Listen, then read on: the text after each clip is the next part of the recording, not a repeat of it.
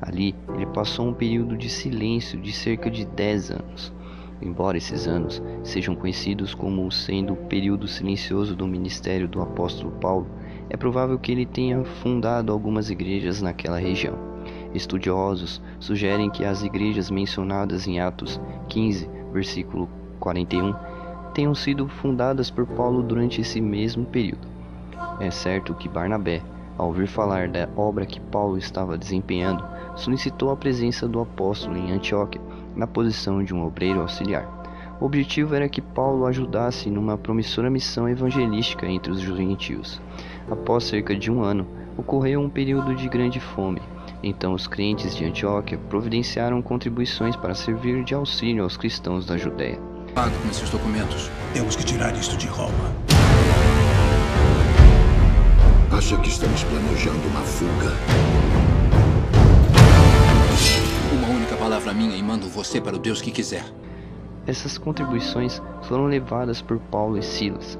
Havendo completado sua missão, Paulo e Silas regressaram a Antioquia. Esse período entre Antioquia foi essencial no ministério do apóstolo Paulo. Foi ali que sua missão de levar o evangelho aos gentios começou a ganhar força. Foi enquanto estava em Antioquia que o Espírito Santo orientou a igreja a separar Barnabé e Paulo para a obra a qual Deus os chamara. Só então tiveram início as viagens missionárias do apóstolo Paulo. Abre aspas. E servindo eles ao Senhor, e jejuando, disse o Espírito Santo: Apartai-me a Barnabé e a Saulo para a obra a que os tenho chamado. Então, jejuando e orando, e pondo sobre eles as mãos, os despediram. O trabalho evangelístico do apóstolo Paulo abrangeu um período de cerca de 10 anos. Esse trabalho aconteceu principalmente em 4 províncias do Império Romano: Galácia, Macedônia, Acaia e Ásia.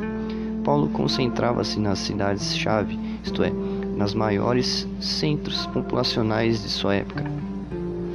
Ora, você terá a força para fazer o que é certo. Isso fazia parte de seu planejamento missionário. Quando alguns judeus e gentios aceitavam a mensagem do Evangelho, logo esses convertidos tornavam-se o núcleo de uma nova comunidade local. Dessa forma, o apóstolo Paulo alcançou até mesmo as áreas rurais. A estratégia missionária usada pelo apóstolo Paulo pode ser resumida da seguinte forma. Primeiro, ele trabalhava nos grandes centros urbanos, para que dali a mensagem se propagasse nas regiões circunvizinhas. Segundo, ele pregava nas sinagogas a fim de alcançar judeus e prosélitos gentios. Terceiro, ele focava sua pregação na comprovação de que a nova dispensação é o cumprimento das profecias da antiga dispensação.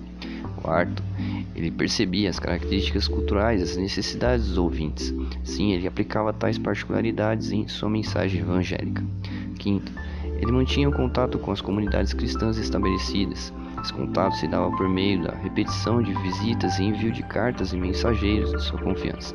Sexto, ele estava atento às desigualdades presentes na sociedade de sua época e promovia a unidade entre ricos e pobres, gentios e judeus. Além disso, ele solicitava que as igrejas mais prósperas auxiliassem os mais pobres.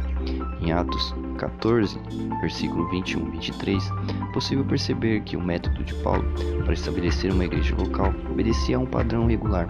Primeiramente, era feito um trabalho dedicado ao evangelismo, com a pregação do evangelho. Depois, havia um trabalho de edificação, onde os crentes convertidos eram fortalecidos e encorajados.